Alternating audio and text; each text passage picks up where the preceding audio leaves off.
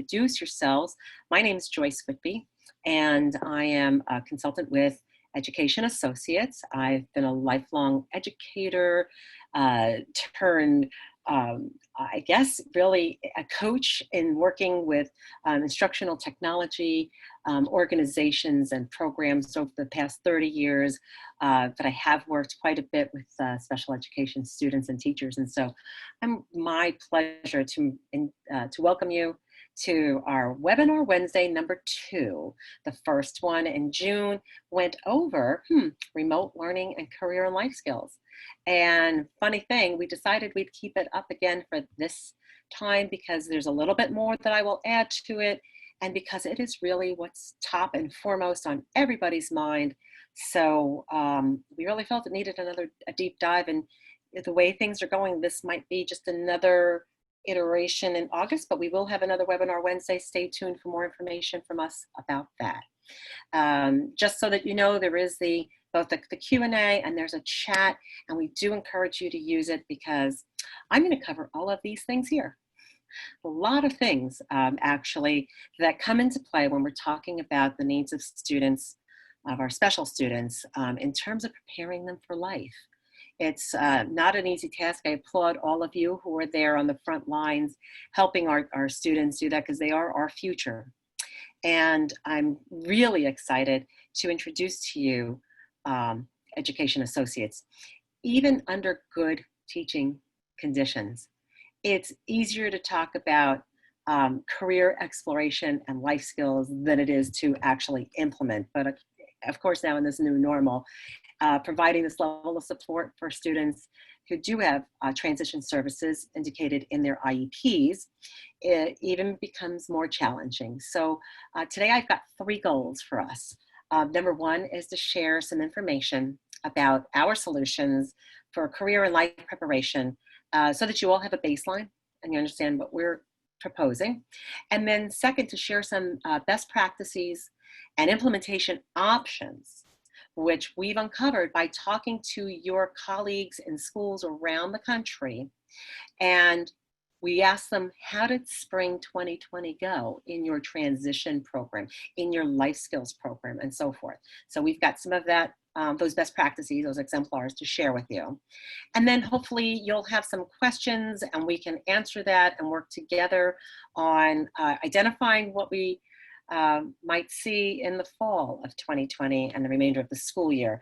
I don't think any one of us have a crystal ball, and you'll be hearing me kind of mention that a few times because I really feel it today, July 8th. We're still working with a bunch of knowns and unknowns. And so we're going to get started with that. If you would please just make sure you take advantage of that chat option there. Please feel free to enter into the chat right now what your role is within education, if you're at the classroom level, if you're at the district level, if you're doing private practice, just so I have a sense of who's here with us today. And then I will, as I start going here, we'll get you, make sure I customize and focus this for you as we go along. All right, so I think this is something that we can all relate to here, and that is since March of 2020, and people can actually, they've been telling me the exact day in their state. So we know where we were, one of those. But since then, in the shuttering of all the schools nationwide, we have literally been building the bridge as we were racing across it. So many different iterations across the country, so many different little timelines that kind of splintered off into different ways. And in fact, if you're like me at this point, Zoom has become a household word, kind of like Kleenex. There's a lot of options, of course. There's Google Meets and Hangouts and all sorts of things, but it's become a real daily practice. And if you're like me, this may not be your first a Zoom of the day or a virtual meeting of the day. So I do kind of cringe every time I use that word new normal, but there it is. Our new environment here that we're working on is really a challenge to all of us. So I'm gonna welcome everybody and thank you, Jessica and others, for helping me understand, oh great, yay, glad to hear you're in the PAYS lab. We're very familiar with that. We have a lot of good suggestions for that. And I see Ann Carlson as well. Thank you so much, everybody. I really appreciate it. The things you put in that chat are going to help me make sure I'm focusing the discussion here for you. So wherever you are in building your bridge to that new future, that new normal, one thing that I think sets us apart as special educators is that we have a legal obligation in order to deploy and to deliver services, right? We have to contend with FAPE. We need to think about least restrictive environment. We need to plan for equity. We've got to make sure the materials we're using are accessible in so many ways. And we need to make sure that we've got some good milestones on an IEP, especially now that we're here in the summer break and trying to plan for the fall. How are we going to structure those IEPs and what are they going to look like? So it's really almost a double-edged sword there. How do you do that if we do still have to remote teach? And if you don't mind me, I'll just say, making sure that we have a solid plan, a contingency plan, in the event that we will be remote teaching. And I think in some parts of the country, it's much more of a, yes, for sure, we're going to be doing that. In other parts, maybe it's a let's wait and see. But regardless, we're going to be doing this by keeping some of those best practices in mind. And from our perspective, when we're talking about job skills and life skills, we're talking about a hands-on approach to really preparing students as they exit our system at age 21 or 22, when they finally exit our system and they're going out into the real world, that they have some tangible job skills and life skills so that they can be living and experiencing their best possible life. So it's my pleasure today to introduce you to Education Associates. And the reason why I think this is really a great place for y'all to be is because we've been here for about 40 years. In fact, just on July 1st, we officially celebrated our 40th year anniversary. And I don't know a lot of companies that have been under the same management and have continued on the same mission and have continued to grow and develop and innovate on that same mission over 4 decades. So you're in the right place. And the way that Education Associates entered 2020 is not the way we're going to exit 2020. And I think the same thing holds true for every single person involved in this education system of ours nationwide. What has given us solid grounding is our real adherence to hands-on, evidence-based practices, focusing on data collection that's easy and tells the teacher informatively where their students are. So we meet the students where they are. We've got a great content that's aligned both academically and also to job skills. And we've really focused on helping teachers take these materials and implement them in a way that fits their teaching expertise, their students, and the needs of their community, because we are really kind of that link between schools and the community. So there's a lot of professional development that we at Education Associates do and provide, and I'll talk about that in a bit. But you can see here our keys to success. You can see what we're all about. And I'll tell you, we're going to unpack this image down here at the bottom. That's what we refer to as one of our job skills kits and project discovery. And I think it's really one of the other keys to success that we've really kind of thought through. How do we live and breathe UDL? I don't have to tell you what it is. Y'all know, multiple ways of representation, multiple ways of engagement, multiple ways of really checking and assessing students. And we've built that into that kit. You don't have to take my word for it. You can take a look at years of accreditation by the Department of Labor, by the National Dropout Prevention Center, and others, as you can see here. The one that some people will stop me and ask me about is, what's that one in the lower right-hand corner, Joyce? So if anybody knows it, you can put it into the chat box. It's a little quiz on the fly, but I probably think it might be hard because it's the National Occupational Competency Testing Institute. quite a mouthful. Ben, you might even want to kind of write that on in there so they can have that as we go on through. NOCD is an internet, or it's a national organization that has developed these competencies and digital badges for various verticals within different career options and so forth. We worked with them to create the first set of digital badge credentials for students with special needs. So I'll be telling you more about that as we go along. This, I almost feel like I really want to have a drum roll. I want to have a little confetti popping out on the screen and things like that. But this is something that we're announcing today, perhaps publicly for the first time. We're super excited. We just received word that the CASE organization has approved our application for endorsement. And for those of you who work with CASE, y'all know that this is like getting a little mini dissertation. And so we've been working on it for the past 8 months. We're extremely proud. This means that they have reviewed our research and have deemed it to be really significant, that it warrants their endorsement. And we do have to continue to recertify and make sure that we uphold this every 3 years, but we have gone through a lot to explain, here's how people have used Project Discovery and what that means, what the outcomes are likely to be. It's with a portion of our materials that we'll be looking at quite extensively today, our adapted series. So that's a little bit about Education Associates, and in case you were not as familiar, I definitely would be happy to share more. We can always go on that on a one-off. But that having been said, I think that I'd like to kind of go on in and just tell you very quickly that our curriculum is quite extensive. There are 2 main branches to it. On the left, you'll see in green, Project Discovery, Job Ready.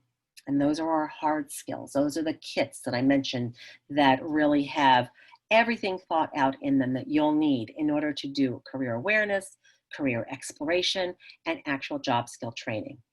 On the right side, you see Achieve Life Skills, and that's our soft skills, so to speak, right? So there are multimedia kits that address all of those formative types of materials that you need: job prep and employability, independent living skills, self-confidence and social skills, health and nutrition. So those materials work very nicely together and really help present the whole picture for you. Before I go into talking a little bit about them, I do just want to kind of chat a little bit about what we've learned from teachers by just showing you what the teachers have shown us. So the baseline is that we're talking about students who are not particularly college bound, not at first glance, right? So what are we preparing them for? We're preparing them for their own personal life experience and giving them those skills that will help them be as independent as possible. So I'm going to share a little bit with you from Burnsville, Minnesota. Angela Schmidtke, she'll introduce herself and her students. We'll take just a little bit of time to look at it. I'm not going to play the whole video, but I promise I'll send out links to this video and to the next one I'm going to show. So just for time's sake, I'm going to show just a bit that I think is pretty relevant. So if you can't hear Hello, I'm Angela Schmidtke, a special education teacher at the Burnsville Transition Program in Burnsville, Minnesota. My class consists of 8 students with a range of mild to profound developmental disabilities, ages 18 to 21, working on their high school diploma. Today, we're going to be exploring the Project Discovery Adapted Grocery Clerking Kit. I've been using Project Discovery for 4 years, and it has made such a difference with my students in helping them learn about their career interests and gain job skills. First, we start with the pretest. I administer this using whole group instruction. We use the score report form to record their answers. This gives me a baseline for monitoring progress. Then we watch the first look PowerPoint, which introduces the key vocabulary terms and concepts of the kit activities. Today we'll watch Activity 1 in the first look. There are a lot of great worksheets to support instruction for the module. I like to use them to continue teaching vocabulary. Now we're ready to start using the student instructions to complete the kit activities. The student instructions are provided in several ways for different levels of learners. First, I model and demonstrate the instructions by using the PowerPoint. Next, I show the group the video modeling of the activity. Video modeling is provided for each adapted activity, so students can see exactly what to do. Materials you need from the kit. Paper grocery bags. Plastic baggies. Tissues. Next, I'll lead the students through the visual schedule, which is an exact printout of what they saw in the video. They will watch as I do the activity. Now it's time for students to do the activity. They use the visual schedule to complete the activity. In the Grocery Clerking Activity 1, we'll learn about bagging groceries. It may take more than once for a student to move toward mastery. All right, so that's Ms. Schmidtke. Bear with me for a moment. Let me show you a student and a little bit different of a student, and let's introduce you to Jasper. I learned that I liked a lot more than I thought I would like to do. Big on working with my hands. I can work well with other people, but I prefer to work alone. I started an internship at Extreme Performance and Auto Service. I started out doing like oil changes, brakes, tire rotations, and then I liked it so much and I kept poking my nose around everywhere, and then the boss actually put me on full-time. And I have a coworker that specifically does the electric bikes, so I'll stand by him while he's diagnosing the electrical problem. And then he showed me. All right, so that's Jasper. And so how about in the chat box, if you can tell me a little bit about your students. Are they more similar to Ms. Schmidtke's students? Are they kind of similar to Jasper, or somewhere in between, or all of the above?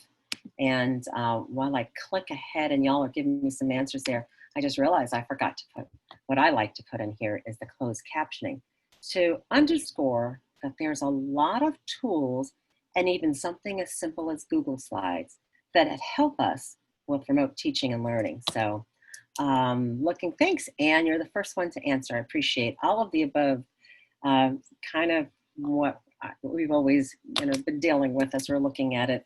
And you need materials that can really help you to reach all of the above. And sometimes it's in lots of different formats too, right? When you have students with a lot of different needs. So if there's anybody who's got a different answer than that, please feel free to go ahead and enter that on in. Yeah, I hear you, Gay. Yeah. Oh, that's very interesting. Yeah, you need to have materials that are well suited for students at a different level. And Holly, mild to moderate and intellectually disabled autism. Super. All right, well, please feel free to continue to chat with me there. I'm paying attention. And I'm going to start off by diving on in to the life skills, perhaps because it seems that it's really the underpinning philosophy and those skills that can help support effective job skill attainment. But also I think because we've done some really good uncovering of some models that might be helpful, hopefully. So we'll talk about that first, but I will come back and talk about the project discovery shortly. So in Achieve Life Skills, we have over 62 different titles, units of study, so to speak, and they're divided into 4 topic areas. So you can see those topic areas there.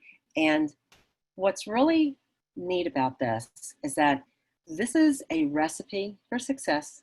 For 40 years, you kind of fine-tune that recipe, you know just how much salt and garlic and pepper you want to add into your soup.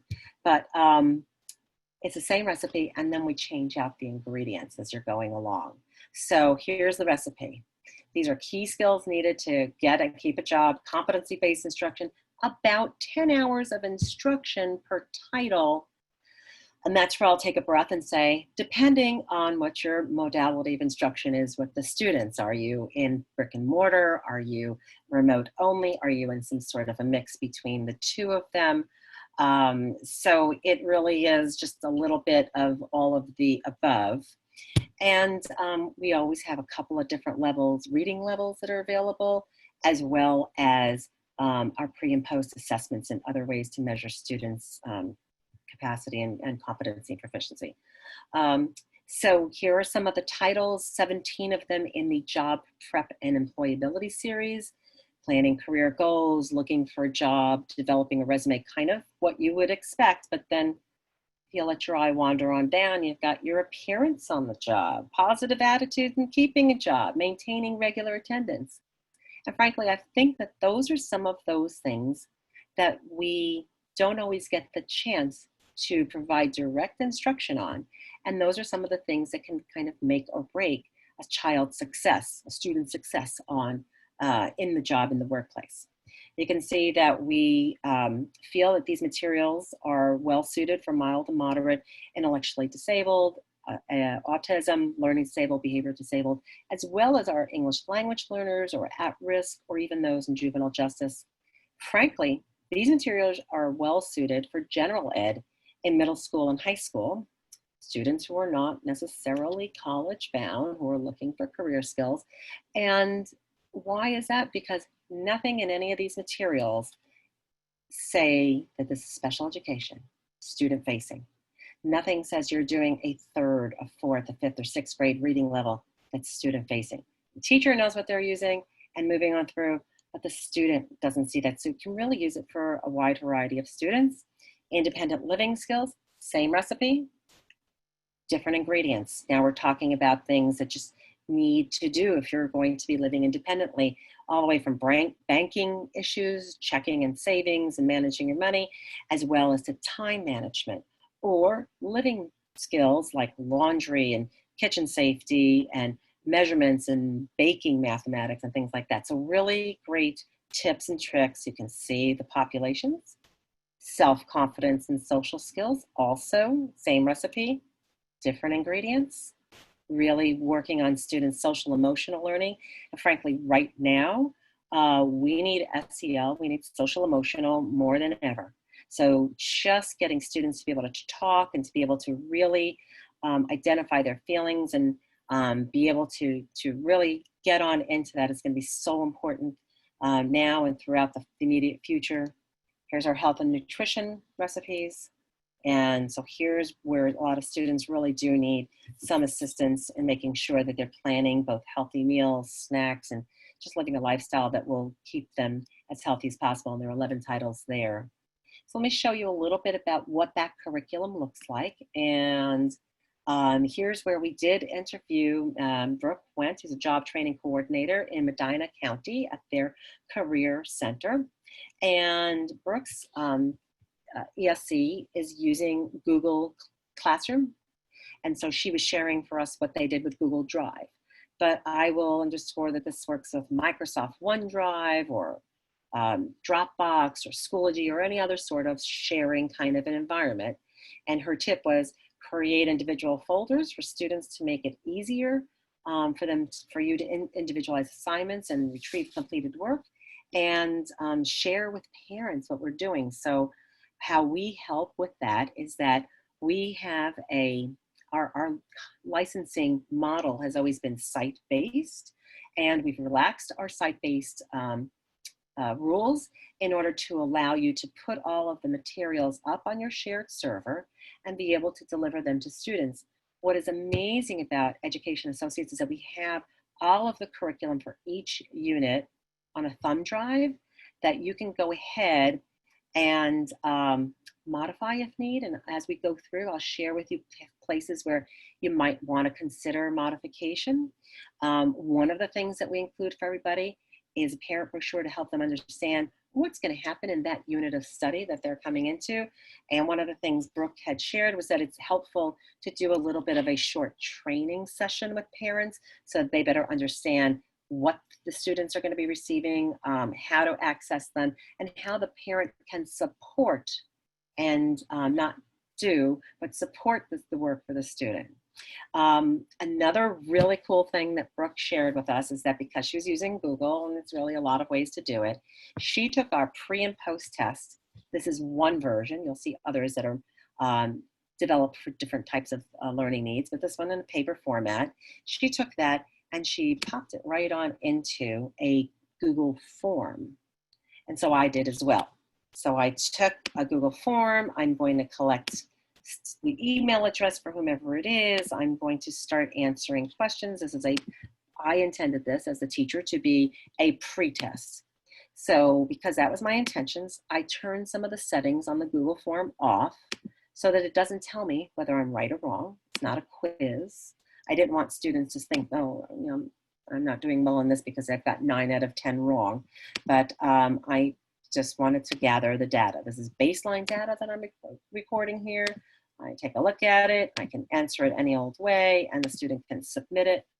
And then as a teacher, I can come in and take a look at both the group's information and then at individual students as well.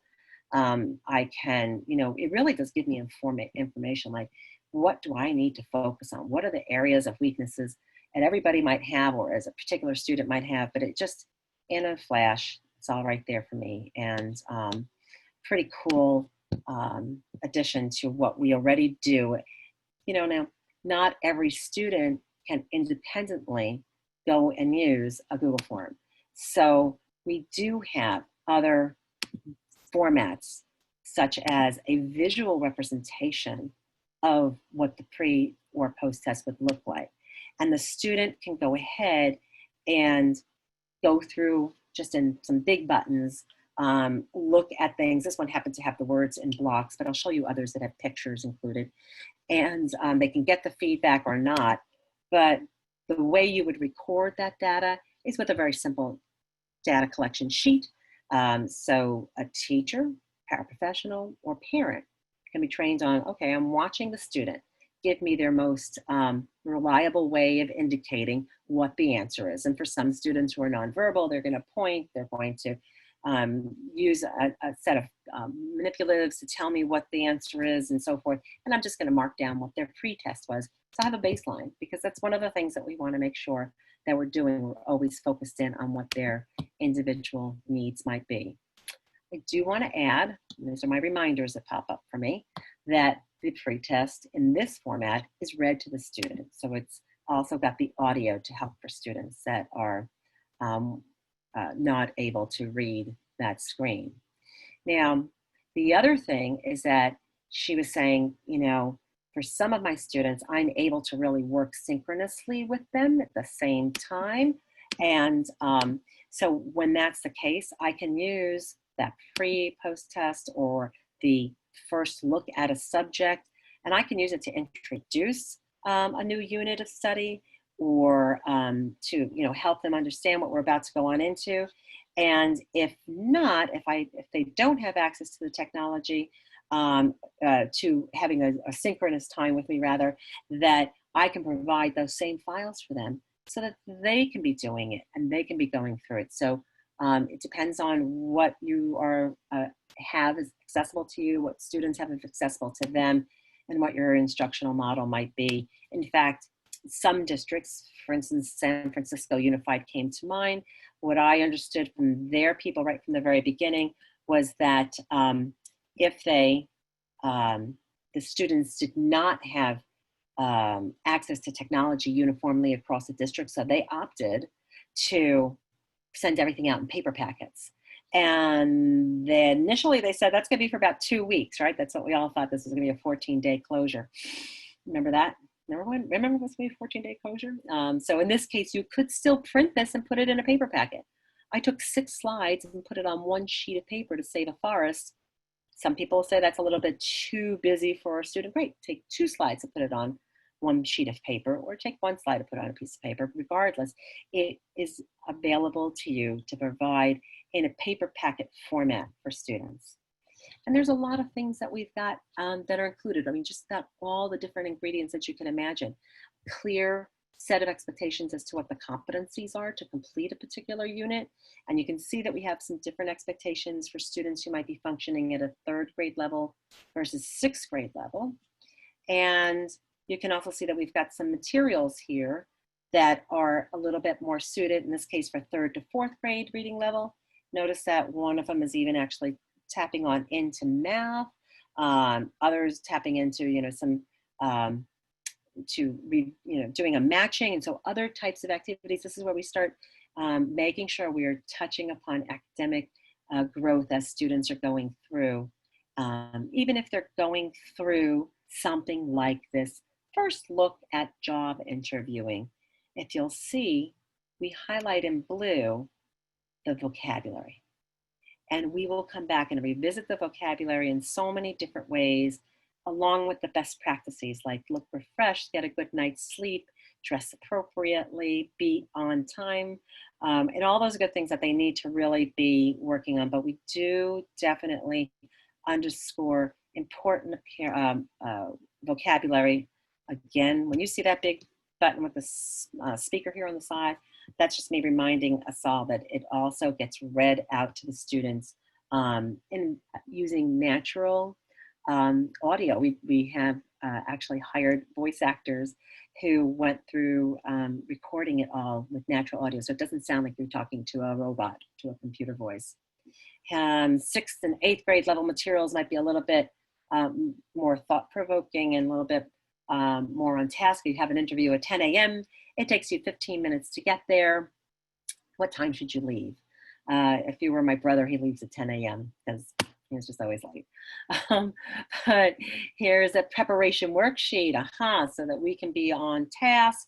I look rested and alert. I bathed, I brushed my teeth, and things that we don't necessarily stop to directly instruct students. That's where we go into. We make sure that it's not inferred and we don't leave it to chance, and we try to really help students as they're getting on through with that. So that's a little bit more about some of those models that are really available, and some different pieces that are, pieces that we're going through with them in lots of different ways. I do want to just kind of circle back and say, one size does not fit all. Students have really different needs. And as such, when I'm sharing these things with you, they're really options. I mean, initially when we talked about remote teaching and learning, we thought about, okay, you're going to be on the end of a computer, I'm going to be on the other end, I'm going to teach you, similar to what we're doing now, synchronously. But then we had to start thinking about, well, how long could students of any ability level stay on a computer and really gain from it? How long should they stay on a computer? How much screen time, length of sessions, the number of sessions? How do we reach students who have no or limited access to devices and internet? And I mean, like even New York City handed out over 300,000 internet-enabled devices in about 4 weeks. Was really a mountain-moving kind of a job. But all the while, we want to make sure we're individualizing, observing students, and providing feedback. I spoke a little bit about San Francisco and how they focused on take-home packets. And I know that a lot of people were involved to create and disseminate and collect, assess, and provide feedback. And I think we're most of the people after 3, 4, 5 weeks and more, we all sort of ended up in some sort of a hybrid model. Some with parent packets they would work on at home, and some that they were doing some sort of a synchronous time. And my gut feeling with the research that I've been doing is the fall will be more of the same. I think we'll have, based upon the severity of the rate of infection in certain parts of the country, more of one and less of another. And we're all going to have to be ready to be different. To teach differently. And I think that that's what I could just like stand up and applaud everybody, because we've really all risen to that level.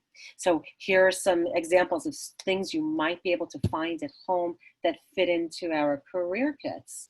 So we've gotten kind of creative about it as well. So our skin and nail care centers are very popular. The greenhouse work now in the summertime, very popular. But we've identified for you the materials that are easily found around a house that parents could support students in learning about careers. So, and we've got professional development to help you learn about that. Nationally certified teachers and trainers that can now work with you in a virtual mode to help you customize this program to fit your needs for the career development. So I'm going to stop for a second, and I'm going to say, any questions about what I've shared thus far? Okay, and I did have a question for you all as well. Anybody here have any sense of what their fall model might look like. Is it going to be largely online, starting out offline with contingency for online, or some of that hybrid mode? So if you've got some of those thoughts there, I'd love to hear it, because I'm going to dive on in and tell you about really hard thing. How do you do hands-on career preparation in any of those instructional models? So we're going to start with that. And briefly, right up front, I'm going to share with you what we mean by a kit. This is our definition, right? And for us, it's kind of like that tomato sauce that it's in there, all the pieces are that you're in there. And frankly, one of my close by districts here who do have a PAYS lab, they said, oh, well, we already started putting together some of these career specific kits so that we were really focusing on jobs rather than just all these other skills. And she goes, this looks like something I want to put together myself. And I said, that's it. You've got teacher instructions, student instructions, multimedia materials to help students go through those pieces. You've got all the tools of the trade. In this example, the one that's in the middle has the caregiver kit. And around March 11th or so, I ran out to my garage because that's where I had one of these. And I opened it up and found that, yep, inside there we have an N95 mask, or a couple actually were in there, and gowns and rubber gloves. And I said, well, nobody knows what an N95 mask is. Now they do. So it's all in there, all the pieces that you need, including real tools, blood pressure cuff, stethoscope, drills, hammers, real live working engine. So we'll talk a little bit about some of those. And the parent brochures, certificates of completion, data assessments and collection tools. And like I said before, the thumb drives that have all of those materials in there. So that's what we mean by a kit. They come in big Rubbermaid bins, or a couple of them per kit. Some of them are large, and with a great inventory in the front, so you always know what you're kind of going for. So I'm talking now about the career prep, the other hard skills side of things. We've got 4 main parts of that program. Career awareness, which is really a tool for students in elementary age maturity level. So this is materials for elementary age students, broad sweeping topics like let's discover banking, let's discover construction. And you see 2 different reading levels there, K through 3 and 4 through 5. It's 11 different titles with 55 different careers that are identified. And you see that child with the stethoscope on the teddy bear.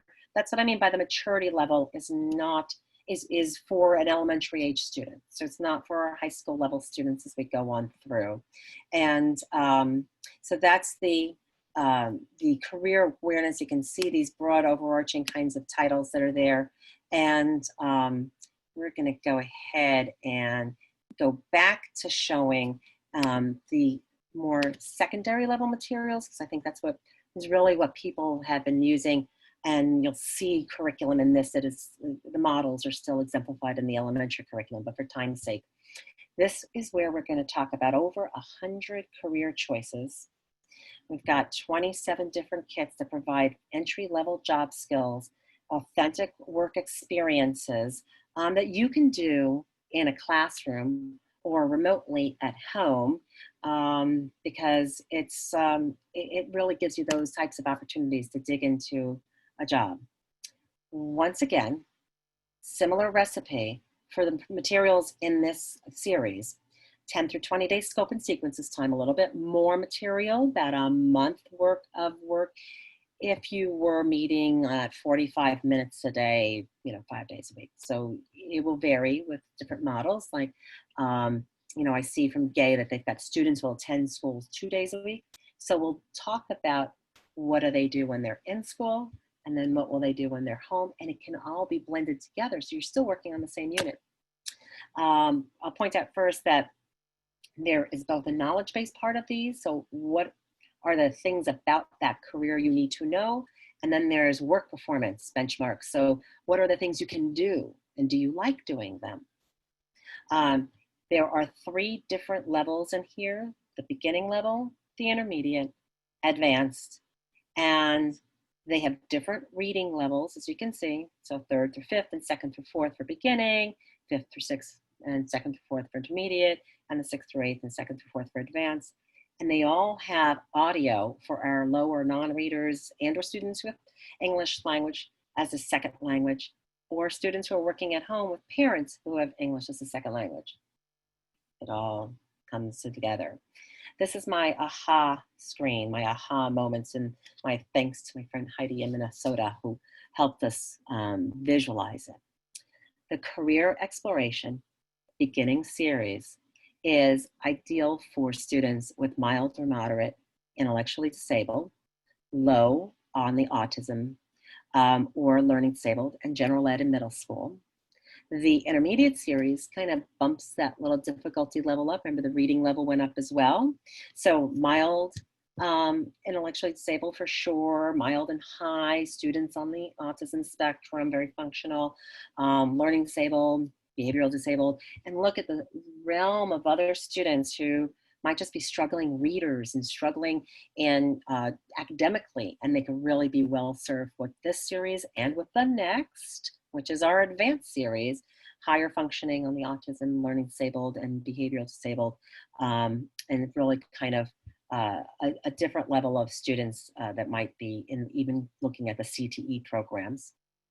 Then we took 17 of these titles and we added in evidence-based practices that we know will help students who are moderate, severe, and profoundly impaired excel.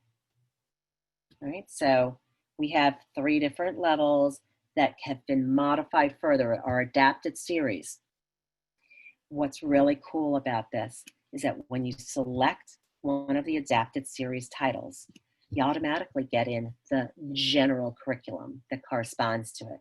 So I could have students of varying degrees of ability working on the greenhouse kit, learning how to germinate seeds, same topic, same unit, same materials, same way to support them. They could be in my class today and working from home tomorrow, and I have activities that would be well suited for either environment, and I can adapt. And as a teacher, that just gives me like a little bit of sanity, you know, a little bit of relief on off my shoulders that I could really accommodate on the fly. The last part I'll say about that is that, remember I talked about that thumb drive? You can further modify. Let's say you have students who did not fit perfectly into any of our activities, and you're about to give them an activity to do, and you say, you know what, I need to do this a little bit more. You can modify, and as we go into that curriculum hands-on now, I'll share with you specific examples of that. Does that make sense? All right, so if you got a question, please post it in the chat. Ben and I will be able to help. So all of our curriculums, whether it's the life skill or it's the project discovery, everything comes with a wonderful structure that's outlined in the teaching strategy sections with options. We have, I like to call it, I say it's fully baked. Everything that you wanted to have in there is provided, but it is not so scripted that you must follow it line and verse or risk not adhering to fidelity of implementation, right? And we're used to that. I remember when I was teaching things like Linda Mood Bell and other, I had to really focus on the fidelity of instructions, the way that I was doing things with students in order to have the intended results. Our materials give you options, you can modify, but it's all laid out for you. And, you know, that's just kind of a godsend in so many ways in these environments in these days as well. We have materials for you we looked at before, the pre and post test and or work performance benchmarks. And here's yet another version of what we come on in and show. First look at the greenhouse work and taking a look to see what the vocabulary is, what the broad topics are, and what we might be doing with them. Okay? So if you begin to notice too, our graphics are all real graphics. We don't use line drawings. We don't have stick figures and things along that line. The consistency is awesome. Teachers love that because they don't have to learn a whole new thing just to get on with a particular topic. So they know what a first look is going to be. Then we're going to go into activity one, and you can see the vocabulary that we'll be working with as we move along, and materials for students. So this is the career exploration, and these particular activities are the ones that are in the general curriculum. So let's look at the ones from the adapted. As I mentioned, they come with a number of different relevant evidence-based practices, things that we've learned over the past, I give it about 15 years, that really have come to fruition as being perfect things, especially with our students on the autism spectrum: video modeling, vocabulary boards, visual schedules, social stories, system of leads prompts. We'll see them all in here. As a reminder, these are the 17 titles which have been adapted to fit for our moderate, severe, and profoundly impaired students. You'll see that small engine repair. We talked about that one. Again, everything comes with teaching strategies, suggested order of operations, and scope and sequence so that you have consistency. As a director once told us, you know, I can have one language to talk with all of my teachers, even though some of them are working with different populations. I can have a consistency of how we're all approaching it. We know what we're talking about. So our adapted model, if you notice, this is a pre and post test. Very different than the previous pre and post tests that I shared with you prior. And this would be where a student, let's say they're nonverbal, or they're we've got other types of responding issues. They could give me an answer through a point or shrug or whatever we're going to do. First, look at our small engine repair. Really? Small engine repair for severe and profoundly impaired? Yep, sure, absolutely. They could work in a in some sort of an automotive place, right? Whether it's a Jiffy Lube or a local gas station, or even something like at a home Price Club or Costco or Sam's. They always have their automotive section. So see the vocabulary that's introduced. These are the tools in the kit. We have real things. I mean, really specific vocabulary. A student might know what a drain is. A student might know what a pan is. And if the boss told them to pour the oil in the drain pan, and they walked on over to the slop sink and they poured the oil down that, probably not a good idea. So we want them to know what a drain pan is. The oil goes in the drain pan, not the drain in the sink, but in a drain pan. And here's what a funnel is. That might even help you pouring the oil in. And that blue funnel comes with the kit. If it goes missing or broke in the first year, you can go out to Walmart or something, get a red funnel or whatever you might have around and about. And lo and behold, you can take a picture of that, come to this PowerPoint, take the blue funnel out, put the red funnel in. Or, as some people were telling me, and I think it's a great idea, take a picture of 10 different funnels, put them all in there, let them generalize. Oh, these are all funnels. These can all be used. So that's what I mean by you can modify the curriculum. Even though we have wonderful graphics, all real things, look at these beautiful vocabulary boards, you can modify this as it fits you and as it works locally. So here's an example of an asynchronous learning time option, and more options, and more options. This is what Ms. Schmidtke was saying in her video. In fact, I think she goes on to say, I might not use all of these for every lesson, but it depends on our students. So finding the pattern, how many screwdrivers and all, we try to not only provide a broad exposure to lots of different careers, but within each of those careers, we kind of go deep. So it's broad and it's deep: math, reading, vocabulary, games to really intrigue them. She does say in her thing, I don't think I'll ever say it, but they like the carpentry bingo, and they like the bingos and other things. Here's another example of an asynchronous learning time model. Let's say We have a half hour, 45 minutes in a Zoom or Zoom-like environment. I might introduce this activity to the student and then provide the parent with information as to how they can replicate that at home.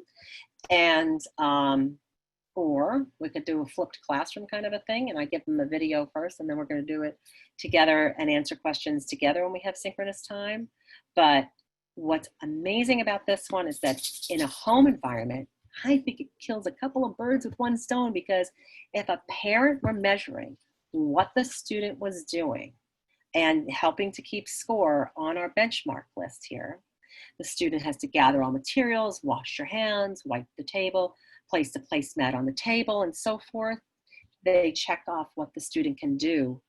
And each of the columns allows them to indicate the level of prompting. So did the student do this on their own? Did they need verbal prompt? Did they need hand over hand guidance and so forth? And for a lot of parents, they think, well, my student should be able to get a job at the local restaurant here and set tables, until they see their student really try and do it. And then realize we've got to work towards independence. And that's what we're doing with them in the class. Because after activity number 1, here's another job in the restaurant. Gather all materials, wash your hands, set the table, show the customer to the table, and get them a menu. Right? So it's a little bit of all of that. That PowerPoint that led us step by step is also represented in a visual schedule. You don't have to use them both. You use the one that works for your teaching expertise and for your students' learning style. And as they're going through, these are my favorite parts: the role play, situation cards. Miriam is bussing a table. As she carries a bus tray into the kitchen, a glass falls to the floor, the glass breaks. What should Miriam do? Well, you know, this is the type of thing you don't want a student to have to figure out for the first time when they've got their first job.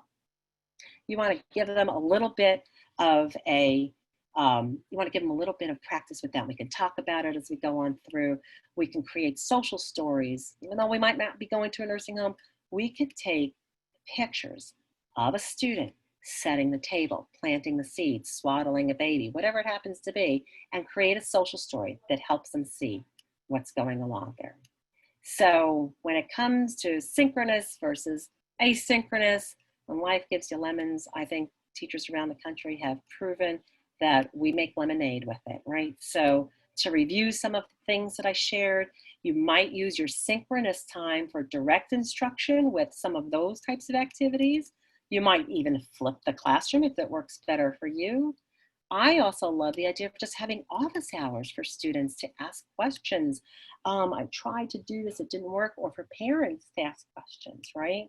And also social time. A lot of students have been saying they miss their friends. So they could share those social stories that they create.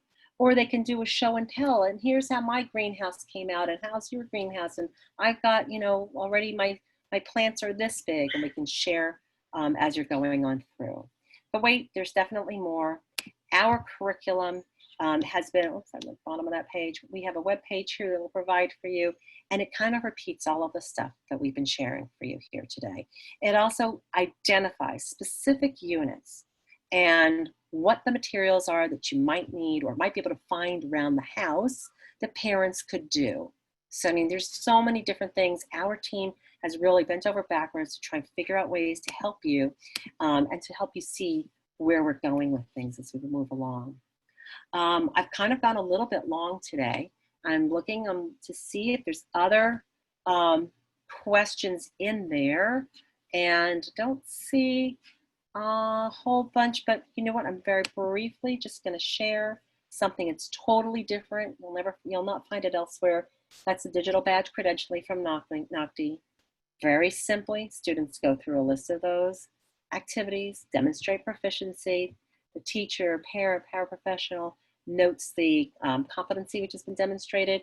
They put them into the system, and the students get access to a digital badge locker, which could help them demonstrate to a potential employer their ability. And it lists out for each one of these badges, you can get a list of each one of those competencies. You know, so here you hand to the manager, or you could put it on a LinkedIn if you're cool, but you can hand to the manager, here's my green badge, and auto detailing basics, and that means that I could be a great help in your car washing place. Or here's something that I can show my cleaning maintenance expertise, and I might be able to get a job as a custodial in a custodial service in your place. So with about 5 minutes to spare, any questions, Ben? If you had any other Q&A, and the other Q&A part of it, I've only been looking at the chat. Anything else that we might not have covered here? I will share with you that we are available. We do not do, cookie cutter, one size fits all for everybody. We really like to help you figure out what you need for your students. Join us for our next webinar Wednesday in August, that should say. But here are some of the next steps that we do suggest. Identify which students and teachers, your modality of learning may be identified for you. But we do have something, we call it our wish list. We're going to send you after this. And if you want to send that back to us, we'll be glad to help you understand how you might be able to implement it and what you need to do in order to make that happen for you. And I think what a nice part about this is too, is that you could look at the viable career pathways in your community. Some people have, one woman told me the other day, they had an Amazon warehouse in their community. So they needed people who could go and fulfill all of those Amazon orders, which I'm sure we're all living off of. And I was like, wow, that's awesome. Our retailing and our work, all the work ethics, first of all, and the life skills, and then the ability to have students that could come on in and do things without getting bored or frustrated, pretty much amazing as you go along. So we're happy to talk with you about these models. We're happy to talk with you as things become more clear about funding. One of the tips I'll leave you all with thinking about is that an administrator from California the other day shared that it is less than likely, probably, she said, if I could say 0%, she said, well, I'm going to say it, but it's less than likely, is a more politically correct way to say, that we will not be placing students into jobs in our community this fall. Hopefully in the spring semester, it'll change. But she needed a way to create an environment for students to explore careers and develop job skills. And she needed kits like this to make that happen. And, whether it's in your schools, in the classroom, face-to-face, or a mixture of that and remote, we're here to help you figure out which of these pieces will help you prepare students for their new normal. So many times we use that, but it really is true. So I want to thank you all for your participation. If you want to stay on and ask questions, we're happy to answer questions for you. And we certainly do encourage you to give us a call. Go to our website, and there's a contact form on there. We will be sending you out a recording of this today along with a wish list. And oh, great. So Constance will gladly share with you the recording of the material.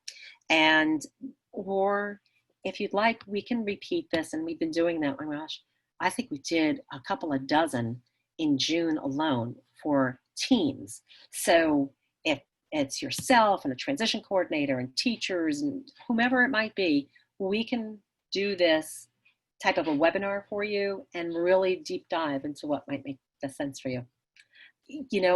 No child is the same. No two schools are the same either. So thank you very much. We appreciate your time. We appreciate what you're doing for all of our students. Stay safe, stay healthy, be encouraged. I believe optimism will get us through this. So take care and have a great day. Thank you so much.